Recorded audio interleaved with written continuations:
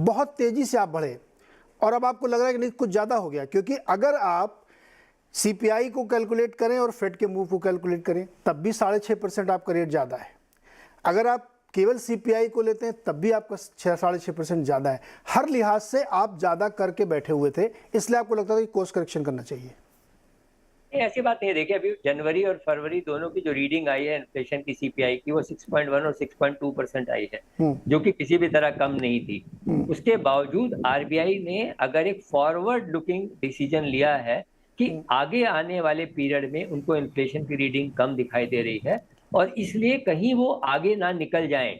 देखिए, एक और बात जो हम भूल रहे हैं, हमारा इन्फ्लेशन का जो टारगेटेड बैंड है वो 4 से 6% है। अभी हम 4% की तो बात ही नहीं कर रहे हैं, अभी तो हम 6 और 6 से थोड़ा कम आने की बात कर रहे हैं। अगर हमें वास्तव में तो 4 ± 2 मतलब 2 से लेके 6% के बीच में हमारा बैंड होना चाहिए। हम तो मिडिल पॉइंट 4% की भी बात अभी नहीं कर रहे हैं। वो करने के लिए आरबीआई को और क्या कदम उठाने पड़ेंगे। लेकिन कुछ लोगों का ये भी मानना है कि भारत जैसे देश के लिए 6% इन्फ्लेशन कोई खराब नहीं है। लेकिन वो छोड़िए, आरबीआई 4% का उनका मैंडेट है, 4 से कम रखने का या 4 के आसपास रखने का। तो उस हिसाब से उन्होंने कोई ज्यादा आगे नहीं निकले हैं। अभी हम फरवरी तक तो 6.2 पे थे, आगे आने वाले में कम आएंगे। तो यहाँ पर रुक गए हैं, ये बहुत समझदारी का कदम है।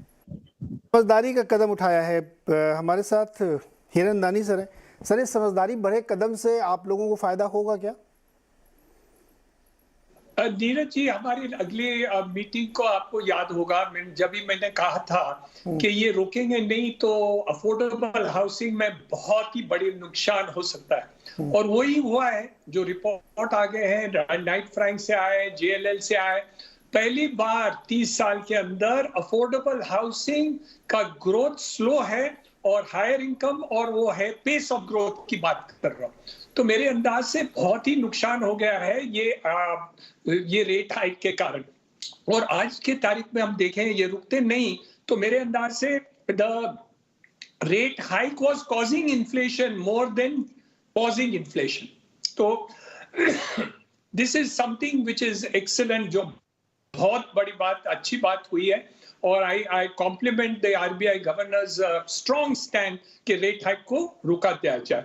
और आज मैं देखता हूं कि लोग जो उम्मीद करते थे, जिसके ओरिजिनली लोन और ईएमआई भरते थे on the basis of 6.2% interest rate जो बोरिंग करे, आज 8.25 हो गए। तो लगभग 25% उनका ईएमआई बढ़ गया है। 25% जो अफोर्डेबल हाउसिंग क्षेत्र में है उनको बहुत ही कठिनाई है।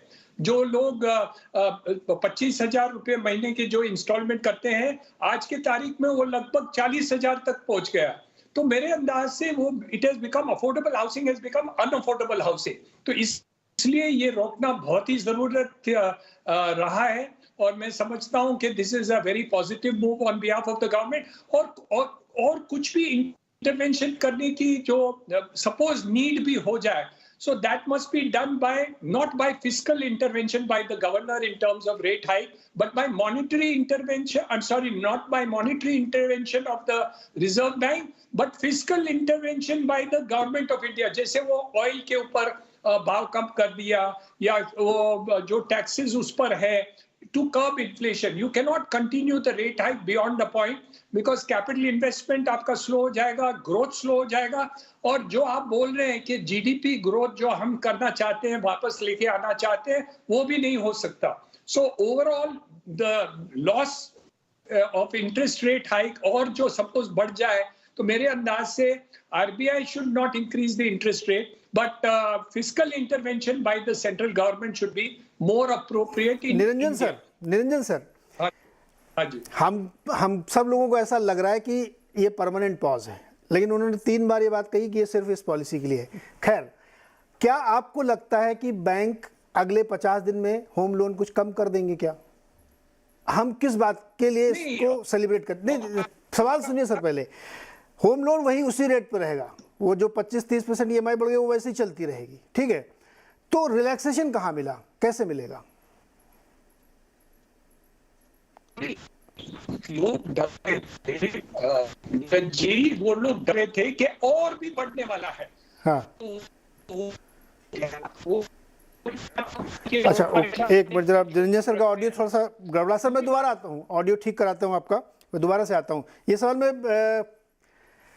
एक मिनट जोशी जी आपसे ये सवाल मेरा है, ये वाला सवाल है कि क्या रेट कम होंगे, इसको मैं निरंजन से लूँगा। आपसे मेरा सवाल ये है, क्या नेक्स्ट 50 डेज में हम इस बात के लिए मुतमईन हैं कि इन्फ्लेशन नीचे आ जाएगा? क्या हम इस बात के लिए मुतमईन हैं कि यूएस में फेड रेट काटना शुरू कर देगा, या कम से कम हम ये मान लें कि यहां से ये कह देते कि पॉज है, अभी हम 3-4 बार नहीं बढ़ाएंगे, देखते हैं कैसे होगा, 3-4 क्वार्टर देखें ना कम से कम कितना लैग से इम्पैक्ट आता है। लेकिन वो तो उन्होंने कुछ कहा नहीं। और इन्फ्लेशन, आपको लगता है इन्फ्लेशन कंट्रोल्ड है? देखिए, जहां तक यूएस का सवाल है, उनमें वहां चांसेस रेट जो मार्केट है और जो फेड है उसके बीच में कॉन्ट्राडिक्टरी सिचुएशन चल रही है। फेड कह रहा है कि हम 2024 में रेट काटेंगे, मार्केट की एक्सपेक्टेशन है कि 2023 में ही कटने शुरू हो जाएंगे। तो मोटी मोटी कहानी ये है कि वहां पे जो एग्रेशन था वो अब धीरे धीरे खत्म हो रहा है जैसे जैसे फाइनेंशियल स्टेबिलिटी रिस्क बढ़ रहे हैं। तो एक तो ये एक तरह से रिलीफ है, मतलब क्योंकि सेंट्रल बैंक को रिएक्ट करना पड़ता है फेड की अगर एग्रेसिव रेट हाइक हो।